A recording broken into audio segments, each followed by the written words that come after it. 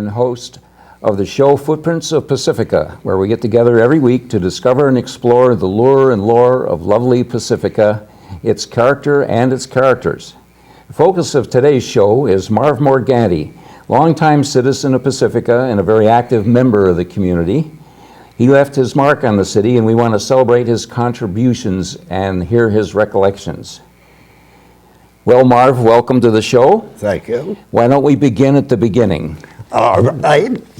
Tell At us the a little- real beginning. Yeah, tell us a little about this first photo. Okay. The photo is a picture of my mother and father who were Swiss Italian and operated an 80-acre ranch in the San Joaquin Valley. My dad came from Switzerland when he was 17. He went to work for Luther Burbank in Santa Rosa and somehow found enough money to buy 80 acres of land in the valley. I think Miller and Lux were coming in with water and were selling land cheap. So he was able to get 80 acres. And I lived there. I was born in Modesto, which was 18 miles from a little town of Crow's Landing, which is still there. There was a naval air station there during the war. Is that why they called it a landing? Because I notice there's no waterway that goes by there these days. No, I don't know where they got landing, but it was 18 miles from Modesto, where I was born in 1924. Could you tell us a word about how your dad met your mother? I am not sure how he called for her. I mean, he came, then he went back to Switzerland a couple of years after he had arrived, and at that time he met her, or he knew her, and brought her over, and her two sisters. There were three sisters who all came over together. Well, he made a good success early on, didn't he? I sure did. What was her name, her maiden name? Her real name, Peters. Maiden name. Her maiden name was Peters. Okay. Yep. So I lived on the ranch until I went to college. And Here's a little of you in your earlier days. Yeah, that's me in my real early days. And my wife, both taken, I guess we must have been maybe 2 years old. I had two brothers and four sisters, and lived a typical Italian-style life on the dairy, doing the usual kind of dairy work until I was out of high school.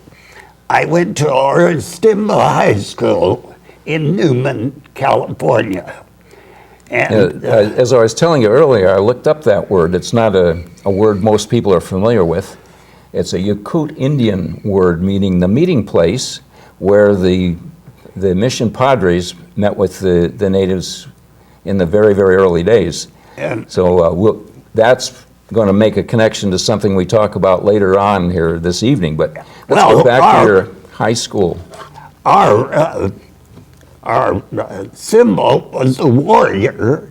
I don't know if that ties in, but we were the Oristimba warriors, so it may tie into what you just said about the definition of the name. Well, when Reverend Harkins comes up, that'll be the connection. That'll be the connection. So here you are. Is this your graduation picture? That's my graduation picture in 1942. Yeah. And following that, I went to college for 1 semester, and then I was A1 in the draft, so the Army was breathing on me heavily, and I didn't want to become an Army man, so I joined the Navy, and I spent 2.5 years in the Navy on board a ship. I was on an LSV, a landing ship vehicle, and it was about the size of a transport ship, but it had a fantail that fell, and we disembarked Marines at Okinawa, Saipan, the Philippines. Most of the major battles in The hot spots Pacific. toward the end, particularly. Yeah, a highlight was at Iwo Jima, where I was able to watch the flag being raised, never thinking that it was going to be such a monumental thing. But with glasses, they hurried us up, and we were able to see that occurring. Interesting. A couple of years ago, I was in Washington, and I saw the statue that they now have, they did a the beautiful job replica of that. The other highlight, on the day the Japanese surrendered in Tokyo Bay, our ship was also in the bay, and in fact, we loaned the Missouri. The signing happened on the Missouri. We sent over about 24 hams, so they needed more food to have this big dinner. They ate hams from our ship. That was sort of a thrill too. Couldn't have done it without you. Couldn't have done it without us, no. So we did. I then decommissioned the ship in Orange, Texas. Well, and it is now there in the mothball fleet. Oh, still, that's interesting. It's still there in the hasn't been scrapped mothball yet. fleet. No, it hasn't been scrapped. Well, you were saying there weren't very many of those built in the There were first only place. 6 of those built. Yeah. So I don't know why they didn't build more, because they were very effective. You know, they served a great purpose. After we disembarked Marines, we usually were turned into a hospital ship, and we would get then casualties and return them to Hawaii. And one time we were able to come all the way to San Francisco loaded with casualty. yeah, very useful. Yeah. So then, as you stepped off the ship in Texas, what happened next? Well, after I came back and I went to college on the GI Bill, which was a great resource. I would never have afforded to go to the College of the Pacific in Stockton. It's, as you know, a very expensive college, probably as expensive as Stanford, if not more. And I graduated with a BA in journalism, and I was going to be the world's greatest reporter, but that didn't happen. My wife told me she was pregnant, and so I had to find a job fast, and I went into teaching. They were crying for teachers, and on a whim, I decided to apply, and I got a job as a teacher in a 2-teacher school. I taught grades 4 through 8, and the other woman, she taught, we didn't have kindergarten, she was 1st through 3rd. It was a scary thing for a beginning teacher, but it was the best experience I've ever had in education. The parents, this was on an island, on one of those islands out of Stockton in the Delta. Yeah. And once in a while, as I drove to work, I'd be late because the drawbridge would go up because they had all those waterways. But the parents were just, they loaded me up with asparagus and all the produce, and the kids, there was no discipline problems, you know. They were mischievous, but they weren't. They were just great way to start. So it was a great start, and I found I liked it. I liked being with kids, which is the only way if you're going to be in teaching, you gotta love kids. And I progressed to other schools real schools, not two teacher schools, ending up as principal of a school at Lodi for 3 years. Was that something you thought about going into administration, or is it just something that the opportunity suddenly arose? No, I would have liked, I think, to remain as a teacher, but economics plays a part. Pretty soon you're going to make a little more money if you go into administration. And I became a principal there, and then I moved my family of 5 to Pacifica. Yeah, let's talk about your family a little. Okay, I have 5 children. That picture is when they were young. This would have been 1961. 1961. Oh, that was when you first That's arrived when we here. moved here. Okay. And this picture was taken about that time, really. I have 3 girls and 2 boys. Would you like to point them out individually, or? Oh, I don't have to do that. Okay. Nobody will know them except you and I. All right. The boys live near me. The girls fortunate. are scattered. One in Wyoming, one in Southern California, and one in Nevada. And they have given me 8 grandchildren and 3 great-grandchildren. Oh, congratulations. So that's wonderful. And that's what makes life worth living. Sure. Yeah. All right, so now you're working for the Laguna Salada School District.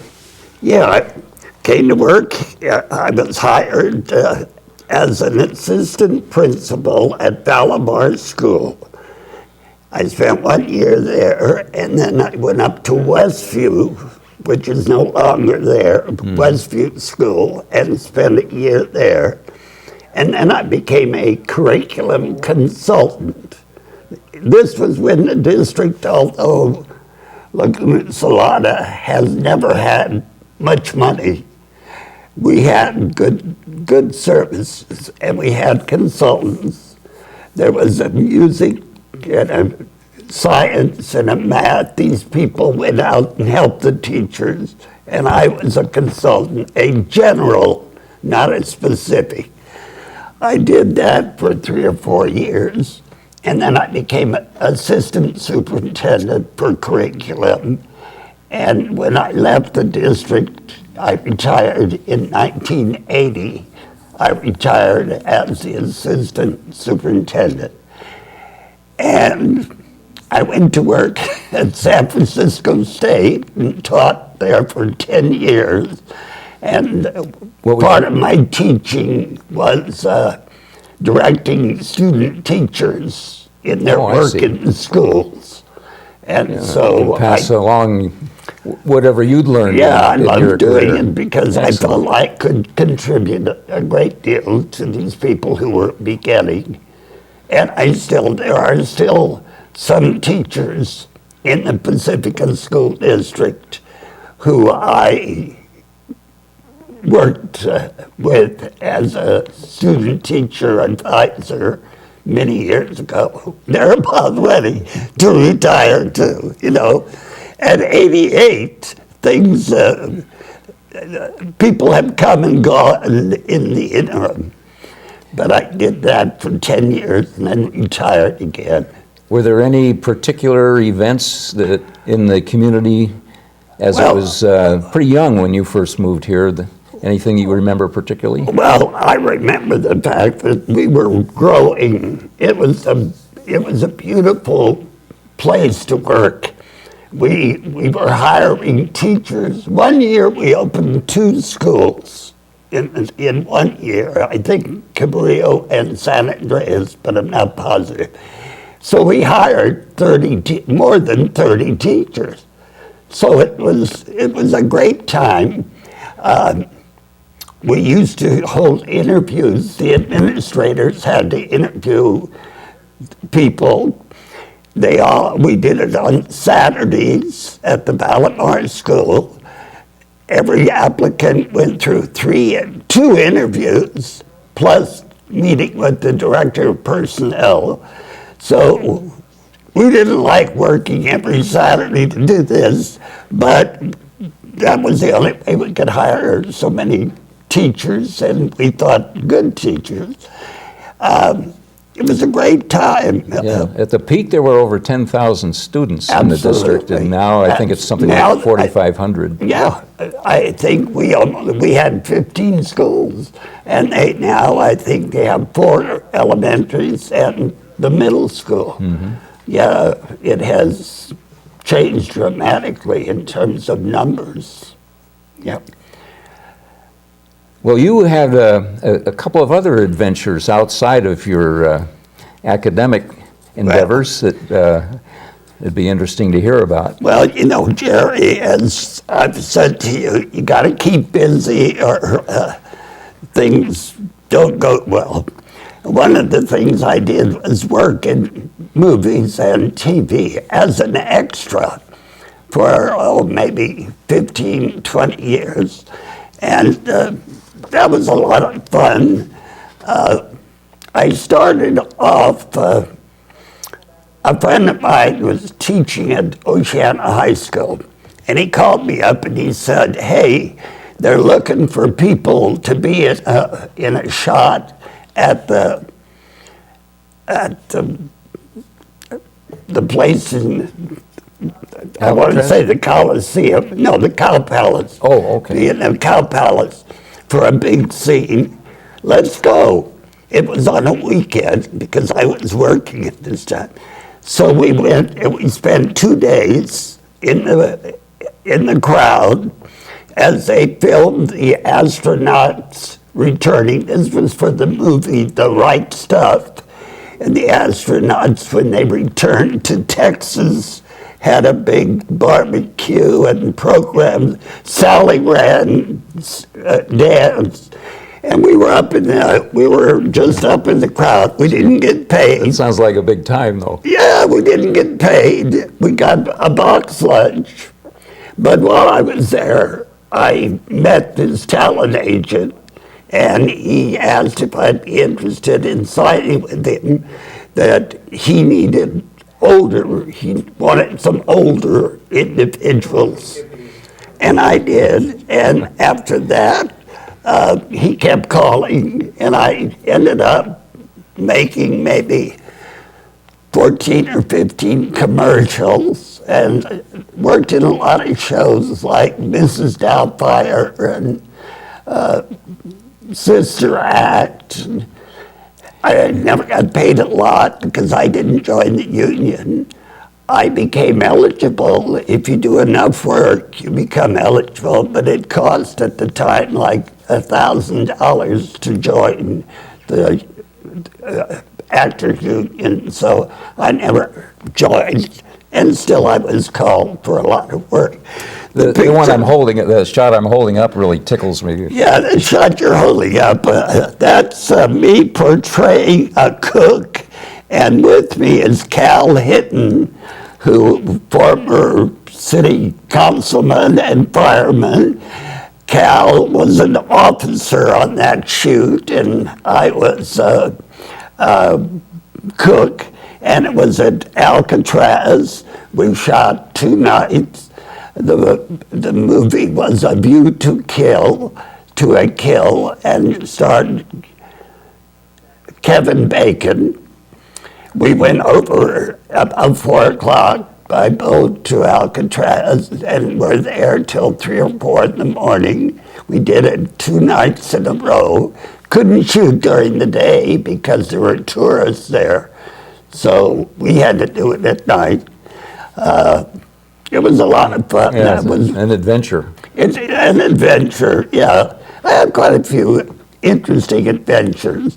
I was also, I did a stand-in for Roy Snyder in another film. And that's always, being a double, it's always a lot of fun. We did that. Incidentally, there's one of the fourplex rooms down by the Pacifica Pier was used in the right stuff. It Absolutely. was supposed to be the apartment of one of the some of the In Florida. at Yeah. Cocoa Beach, and I guess they put either temporary or fake palm trees out there Yes, on they did. Sharp Park Yes, Beach to they make it did. look like Florida. Yes, they did. Yeah, it's amazing what they do. That was The Right Stuff was quite a good movie. Yeah. It had good people in it and did quite a bit of work here. You mentioned when we were talking earlier before the show, Tales of the City. Tales of the City. That was kind of a series, wasn't it? Yeah, it was a series.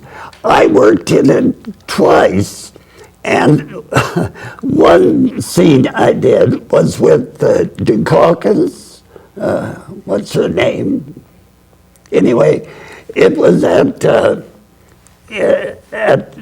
a theater in San Francisco, and it was sort of an offbeat kind of show, but was very popular, and it was a series taken from the newspaper articles that had been written, Tales of the City. Okay. And in The Rainmaker, you were something. Yeah, in The Rainmaker, that's where I was the double for Roy Snyder. Ah. I think we have a picture of that. Oh. This. This is it. Oh, yes. That's it. I remember Yeah. this one. So there you are. There I Doubling. am. And that, it's fun to be a double, Yeah, be a kick. but you don't see yourself on the screen. You see the back of yourself. Well, you get to or see how things, how the movies are made. Maybe that's a Well, you revelation know, sometimes. It's a fascinating kind of life. That's why I did it. It was fun. You met interesting people, different kind of people, who live differently than I'm sure. we do. Some of the stars that I ran across were very friendly, very talkative and pleasant. Others were not so nice, but it's a whole different life, a whole different kind of system of living. Let's see, this one Well, would that be... shot, that was a mug shot that I had taken when I was doing extra work. for your agent to Yeah, have available. have available. Right. I remember I started this more than 20 years ago. We didn't have computers. Well, we may have, but he didn't have a computer. You couldn't just email someone. No, and so he had a Rolex, I think, with all the names of the people he had and a description of whether they were old or young or blonde or gray-haired or whatnot. So the way the extra thing works, at the end of a shoot of a day, the director looks at the script for tomorrow, and he looks and he says, hey, I need 4 Asian people, I need 3 young kids, whatever his needs for the day, even if they're just going to walk the street behind the action. And he calls people like the agent I had. Well, actually, I signed with 3 agents altogether. Not at one time. Yeah. At one time. Oh, okay. I was in 3 different agencies. Casting your bread upon the waters. And then the director calls an agent that he's working with. I have these needs. So you get the call usually the night before. And sometimes they want you on the set like 6 o'clock in the morning, so I'm not doing it anymore. I figure at my age. That's a big sacrifice for the art. I'm not going to sacrifice, and I'm never going to win an Academy Award or anything, so I'm not doing that anymore. However, However, you are doing. I do have Picking up fun. the call. I do have fun being Reverend Harkins at the castle. That has been a lot of fun, and during the tours that we hold at the Pacifica Historical Society, we have had great success. And there are a number of ghosts, 8 or 10 ghosts. Even Jerry, you have been a ghost. And we entertain the visitors with stories about what happened at the castle over the years. This started out as an experiment to help raise money to restore the Little Brown Church, and it's so successful that we've continued it, and we'll probably carry it on indefinitely as long as people are interested in coming. And we seem to get a good turnout, and it seems to be a lack of people who want to visit it. Okay. So that's growing. Just a last word about Reverend Harkins. He was pastor of the Little Brown Church for many, many years and thought of as the... Yeah, I think he was the pastor for some 30 years. And from what I hear, he used to walk around the community in a dark suit and a top hat or a Homburg or something. Was very well respected. I think he was. Beloved by everybody. Well, Marv, we're about out of time now. I have just enough time to thank you and to tell our audience that if they are interested in getting involved with the Pacifica Historical Society, our address is Box 752, Pacifica 94044. We have a website, pacificahistory.org, and the telephone number is 650-359-5462. Now we'll run a few additional shots related to your lifetime here, and I thank you very much. That was done by my grandson. Excellent.